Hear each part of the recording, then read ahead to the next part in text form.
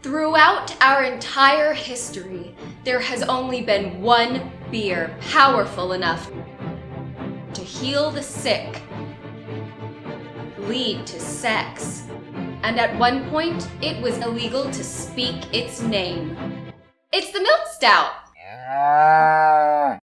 Milk Stout has a complex history. At first glance, it may seem like a straightforward stout.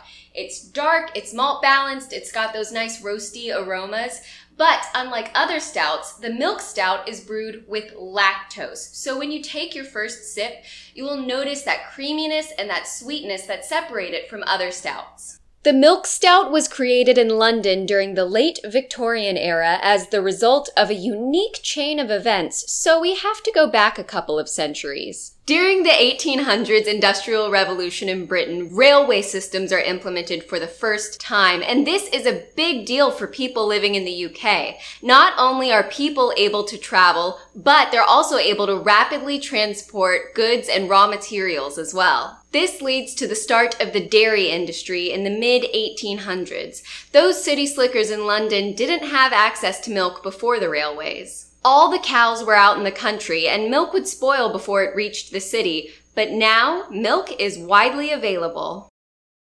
Coupled with the industrial developments at the time, there's a lot of scientific exploration going on.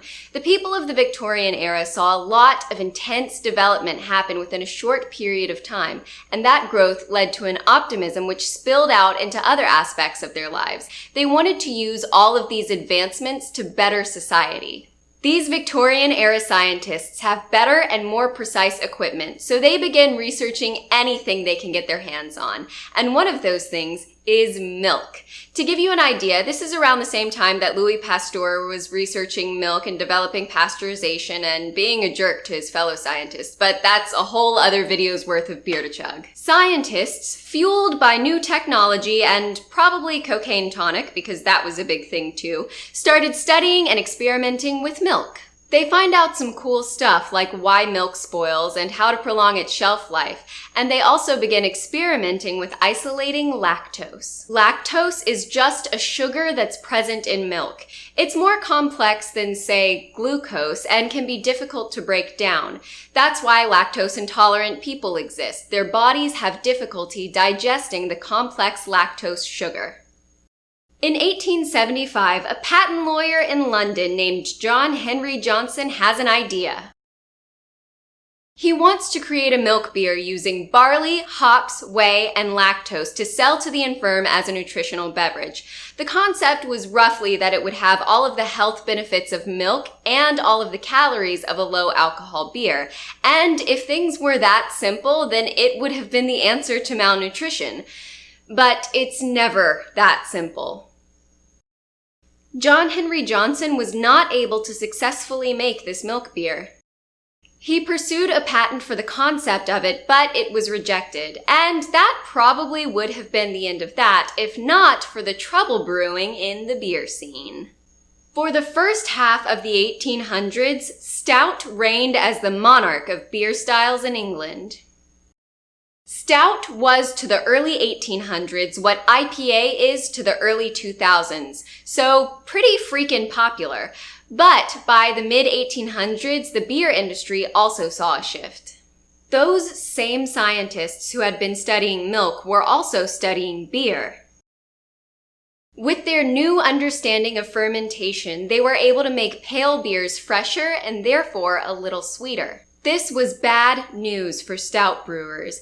It would have been uncommon for a brewer in the 1800s to have a wide variety of beer styles like we see with modern-day breweries. Instead, it was more efficient for them to just specialize within one specific beer style. So when the trend shifted from stouts to these fresher, sweeter, mild ales, a lot of stout breweries were panicking. If they were going to stay afloat, they needed something to get people drinking stout again. We don't know who the first person was to brew the Milk Stout, but we can reasonably connect a few dots here.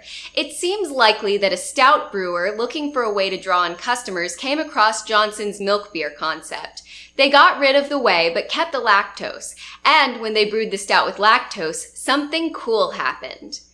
Actually, something didn't happen, and that's what's cool. The final step in the brewing process is fermentation. Yeast is added to the wort, or the unfermented beer, and it converts sugars into alcohol and carbon dioxide. But remember that lactose is a complex sugar, and so the brewer's yeast will avoid it in favor of more easily digestible sugars. So, with the addition of lactose, the dry aged stout suddenly tastes fresher, creamier, and a little sweeter. Although we don't know the first person to brew Milk Stout, we do know the patent went to Mackeson's brewery in 1910. There are claims that they were the first to brew it, but there were some legal objections early on that may suggest otherwise. But everything was settled privately, so we may never know the truth about that. Anyway, here's where the Milk Stout business starts to turn sour. Mackeson's was selling Milk Stout with the claim that each pint contains the same energizing carbohydrates as 10 ounces of dairy milk, which is just not true. Lactose is only a sugar. It doesn't have any of the nutritional value of milk. Other Milk Stout brewers were making the same claims, marketing this beer as a healthy drink for invalids and nursing mothers, which, if you think about it, is pretty fucked up. And that brings us to the part where Milk Stout becomes illegal. Well, not really illegal, but it's implied. In December of 1943 in Newcastle, a brewery was summoned to court for selling a Milk Stout with an image of a cow on the label. The prosecution argued that this image of the cow was misleading. The brewery removed the labels and they paid a small fine, and that was that. Until a few months later in February of 1944, when the prosecution took a different brewery to court. The allegation was that an inspector had taken a sample of the Milk Stout but determined that there was no milk in it. The prosecution cited the Food and Drugs Act of 1938, a portion of which makes it illegal to sell a food product under a misleading name. And so the argument was that since there's no milk in it, you can't call it a Milk Stout. The brewery explained that people who were drinking their stout knew it was a beer and not a milk product. Kind of like how you know there's no hair in your angel hair pasta. But to avoid bad publicity, they just pled guilty and stopped using the name Milk Stout and received no penalty. I should note here that I've seen a lot of people, including some people who should know better, claim that the English government passed a law making it illegal to use the name Milk Stout, and some go further to say that that law is still in place today. But there is no evidence that such a law ever existed. What actually happened was England was in the middle of World War II, and that optimistic spirit from 50 years ago wasn't there anymore. As a result of the war effort, the government started cracking down on regulations. For the past few decades, breweries had been making false claims about Milk Stout, and the most efficient way to put an end to that was for the government to publicly sue them over the name via the Food and Drugs Act. And the brewers they took to court didn't suffer any serious consequences, but the cases did send a message. Breweries in the UK wanted to avoid litigation and bad publicity, so most of them adopted the name Sweet Stout, and that's what they still call it today. But Milk Stout had been exported before the name change, so that's why you still see the name Milk Stout in other English-speaking countries. So what is Milk Stout up to these days? Well, Mackeson's is still a thing. It's sold in the UK without any advertisement under the simple name Mackeson Stout. The word milk doesn't appear anywhere on the label, but there is an image of a milk jug, and that beer comes in at a low 2.8% ABV. There is a version with a higher alcohol content called Mackeson's Triple X. It's brewed in Trinidad and comes in at a whopping 4.9% ABV. This one is advertised, and its marketing is pretty sexualized and geared toward the club scene. Because everyone knows there is nothing sexier than lactose. There are plenty of craft brewers making milk stout or sweet stout or cream stout or whatever you want to call it. And it's a genuinely good beer style. If you're not a beer person and you're looking to expand your horizons, this is a great one to start with. It's pretty much loved by everyone, except maybe lactose intolerant people.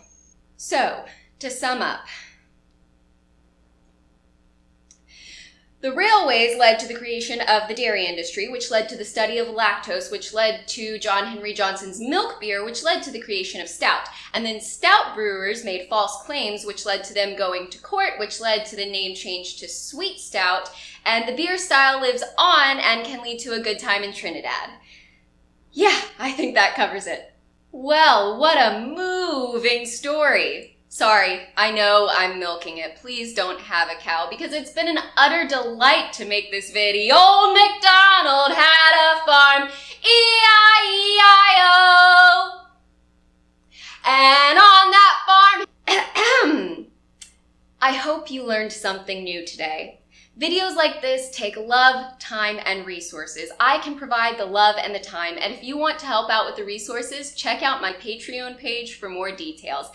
And if you haven't already liked and subscribed, now would be the perfect time to do so. Also, you can check out my other social medias under the name Emily Cannon Blog.